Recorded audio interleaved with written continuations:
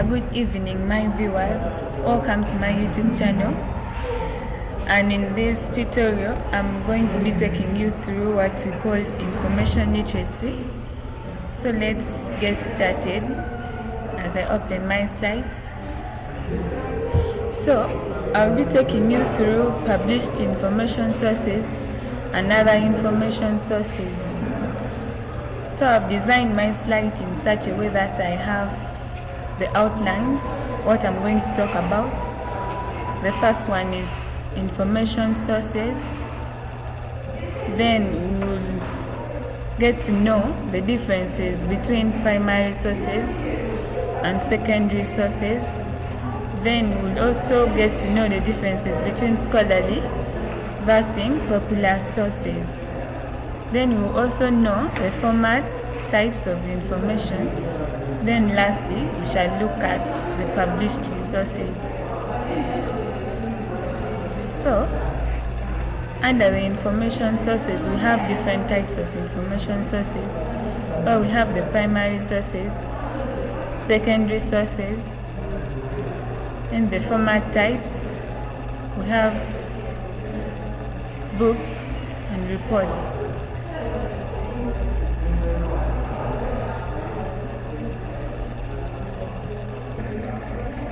So, I'll be taking you through the differences between primary and secondary sources. Under primary sources, we have what we call, like, the information is original. It means that information that you've got, it happened at that time, like at that event. Then under secondary, it summarizes or gives an explanation based on what the information we have got on the primary sources, meaning the information that you will be getting didn't happen at that event. It's the information that you get after something occurring. For example, let's say an accident has occurred somewhere. The people that witnessed the incidents at that time, it means they participated, yielding a primary source of information. Then the ones that are going to hear the news, those are the non-participants. They'll get to hear the news after the accident has occurred, yielding what we call a secondary source. Then the second difference is primary source information is not interrupted with. It means it gives us a first-hand information, meaning nothing has been added or nothing has been subtracted from the information, while the secondary source can be analyzed or interrupted. This one, you can either get a complete information with something being added into it or something missing from the information. So those are basically. And one difference that I didn't include here, I can add primary source information. It happens at the time of the event, then while secondary happens at the time, after the time of the event by non-participants. And we will also look about the differences between scholarly and popular sources. A scholarly source is written by an expert. It means someone did the research by his or herself.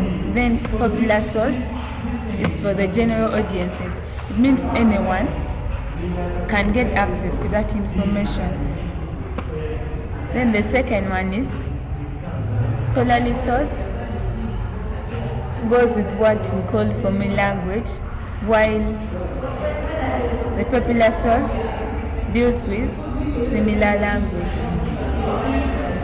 The third difference is scholarly sources are peer reviewed, while popular sources are not peer reviewed. By this I mean, when we say peer reviewed, like very many people can participate in challenging that type of information, but under popular source that is not peer reviewed, It means once an information has been passed that way,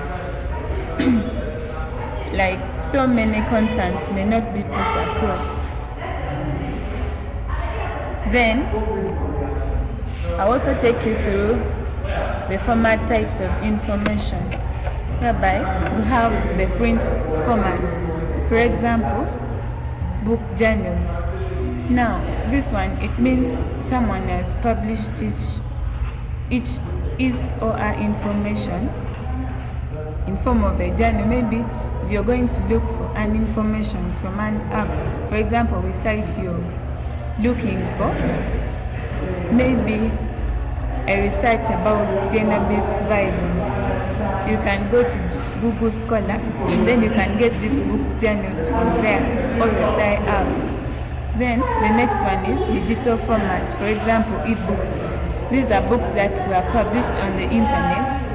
So if you want to get more information once you're on internet, you're able to get this information. Then the third one is audio-visual format. For example, videos.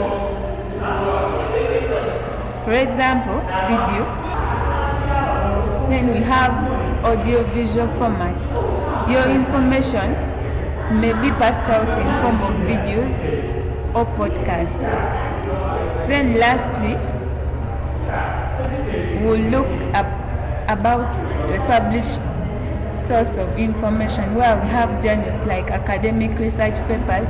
If you want to research about something, you can easily get them from the journals. Then books as another type of published source of information, which gives us detailed information about a topic, for example, the textbooks. Then we have reports. These are detailed documents from an NGO showing you the work plan or something you've worked upon. Then we have what we call the grey literacy. These are information that has not been published.